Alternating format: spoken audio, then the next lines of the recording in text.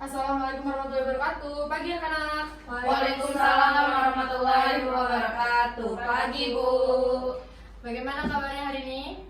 Alhamdulillah baik. Sebelum memulai pelajaran, ketua kelasnya tolong dipimpin doa ya. Siap, gerak. Berdoa dimulai. Berdoa selesai. Beri salam. Udah salam. Udah berhasil loh. Saya absen dulu ya. Ratnasari Dewi sakit Bu. Raja Bustina hadir Bu. Nesa Fitriani Alfa Bu. Mejika Angelika hadir. Mirda Sabila hadir Bu. Aditya Kafka hadir Bu. Pada pertemuan kali ini kita akan mempelajari tentang sistem gerak manusia.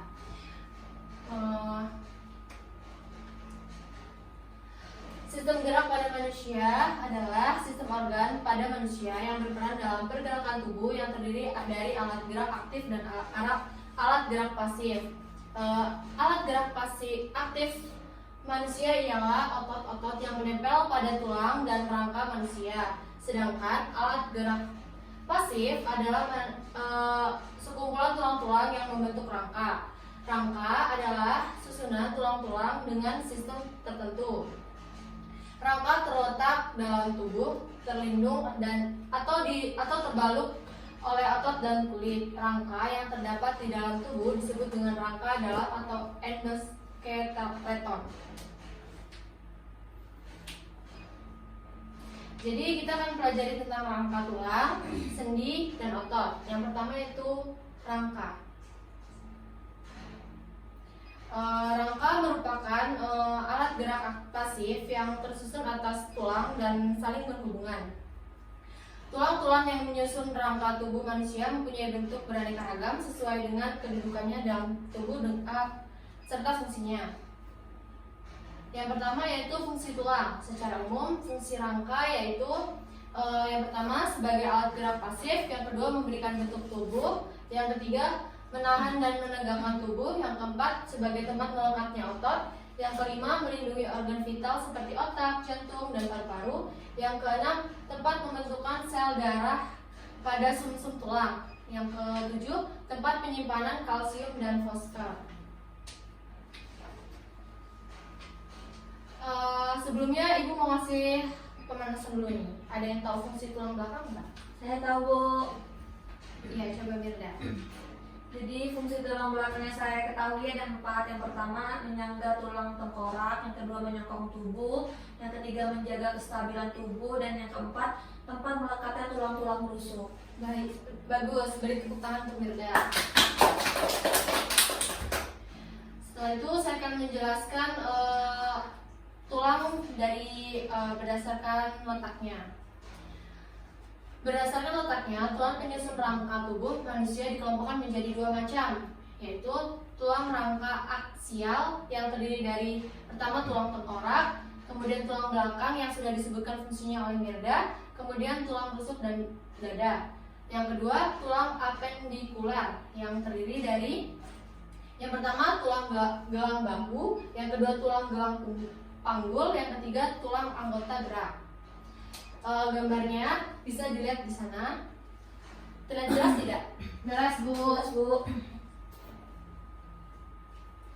Yang pertama tulang tengkorak. Jadi tulang tengkorak itu terdiri dari tulang ubun-ubun, tulang kepala belakang, tulang pelipis, tulang dahi, tulang hidung, tulang sekat hidung, tulang mata, dan tulang rahang atas serta tulang rahang bawah. Kemudian tulang belakang itu terdiri dari 7 ruas leher, 12 ruas tulang punggung, kemudian 5 ruas tulang punggung, dan 5 ruas tulang belakang, serta 4 ruas tulang ekor. Yang ketiga yaitu tulang dada dan rusuk. Terdiri dari tulang rusuk pertama, tulang dada hulu, tulang dada badan, tulang dada taju pedang, kemudian 2 ruas tulang rusuk melayang, serta 3 ruas tulang rusuk palsu. Kemudian tulang apendikular itu yang pertama kan terdiri dari tulang gelang bahu. Itu terdiri dari tulang selangkah, tulang lengan, dan tulang belikat. Yang kedua ada tulang gelang panggul. Itu terdiri dari tulang usus, tulang duduk, dan tulang kemaluan. Yang ketiga yaitu ada tulang anggota gerak, di mana dia tuh ada tulang anggota gerak bagian atas dan anggota tulang gerak bagian bawah. Jika tulang anggota gerak bagian atas itu terdiri dari dua tulang lengan atas, kemudian 2 tulang hasta, 2 tulang pengupil, dan 16 tulang pergelangan tangan, kemudian 28 ruas tulang jari tangan, dan 10 tulang telapak tangan. Kemudian yang tulang anggota gerak bagian bawah itu terdiri dari 2 tulang selangkah, 2 tempurung lutut, 2 tulang betis, 2 tulang kering, 14 tulang pergelangan kaki, 10 tulang telapak kaki, dan 28 tulang jari kaki. Kemudian pembahasan yang kedua yaitu hubungan antara tulang. Di dalam sistem rangka manusia terdapat 3 jenis hubungan antar tulang, yaitu sinartrosis, kemudian amfiartrosis, dan diartrosis. Yang pertama itu ada sinartrosis, adalah hubungan-hubungan antar tulang yang direkatkan oleh suatu jaringan ikat yang mengalami oksifikasi sehingga tidak memungkinkan adanya gerak. Yang kedua, amfiartosis adalah hubungan antar tulang yang dihubungkan oleh kartilago sehingga memungkinkan terjadinya sedikit gerakan. Yang ketiga ada diartrosis, adalah hubungan antar tulang yang memungkinkan terjadinya gerak tulang secara lebih bebas. Yang pertama itu jenis hubungan antar tulang bersifat diartrosis adalah sebagai berikut. Yang pertama ada sendi engsel. Ini gambarnya bisa diperhatikan baik-baik karena sendi engsel merupakan hubungan antar bonggol tulang yang masuk ke dalam mangkuk tulang yang tidak terlalu dalam dan adanya bagian pengganjal. Pada sendi engsel, gerakan suatu arah seperti gerak engsel pintu. Contohnya sendi pada siku, lutut, mata kaki, dan ruas antar jari. Bisa dibayangkan geraknya? Bisa. Kemudian pada sendi putar, ujung tulang yang satu dapat mengitari ujung tulang yang lain. Bentuknya seperti memungkinkan gerak rotasi dengan satu poros. Contohnya sendi antar tulang hasta, tulang pengupil, dan sendi antar tulang atlas dan tulang tengkorak. Pada sendi putar, ujung tulang yang satu dapat mengitari ujung tulang yang lainnya. Kemudian sendi pelana. Sendi pelana merupakan hubungan antar tulang yang memungkinkan terjadinya gerakan 2 arah. Contohnya adalah sendi tulang telapak tangan dengan pergelangan tangan dan dengan ruas jari tangan. Kemudian sendi peluru, sendi luncur atau sendi geser. Sendi peluru. Kedua ujung tulang berbentuk lekuk dan bengkok. Bentuk ini memungkinkan gerak bebas ke segala arah. Misalnya sendi antar tulang gelang bahu dengan lengan atas antara tulang gelang panggul dan paha. Kemudian sendi geser. Pada sendi geser ini kedua ujung tulang agak rata sehingga menimbulkan gerak menggeser. Contohnya itu ada pada antar tulang pergelangan tangan dan antar tulang pergelangan kaki. Yang terakhir yaitu ada sendi kondoloid. Sendi kondoloid ini terjadi di antara kedua tulang yang permukaannya berbentuk oval, berupa gerakan ke samping dan gerakan maju mundur, tetapi tidak mengitari poros. Contohnya pada sendi pada tulang pergelangan tangan. Kemudian pada ini ada 4 sifat, yaitu kontraktibilitas, yaitu kemampuan otot memendekkan dan menegang. Kemudian ekstensibilitas, yaitu kemampuan otot memanjang. Kemudian kemampuan elastisitas atau kekenyalan. Kemudian kepekaan terhadap rangsang atau iritabilitas.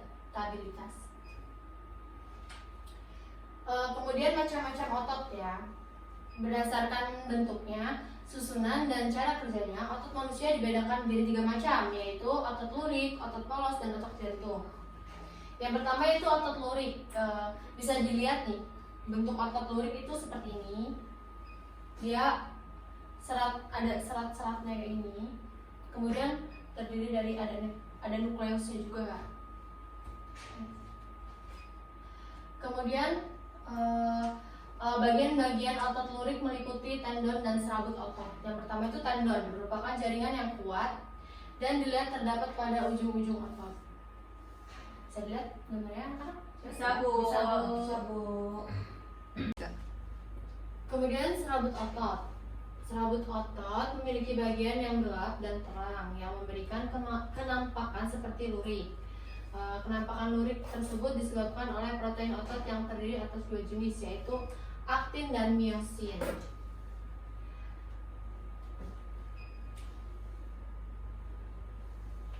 Kemudian macam-macam otot nih, ada otot polos. Otot polos disebut juga otot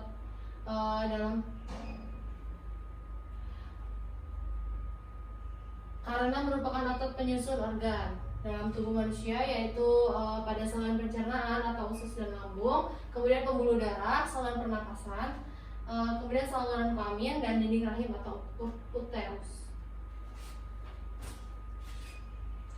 Kemudian otot jantung. Otot jantung berfungsi menggerakkan jantung untuk memompa darah ke seluruh tubuh, ke seluruh bagian tubuh.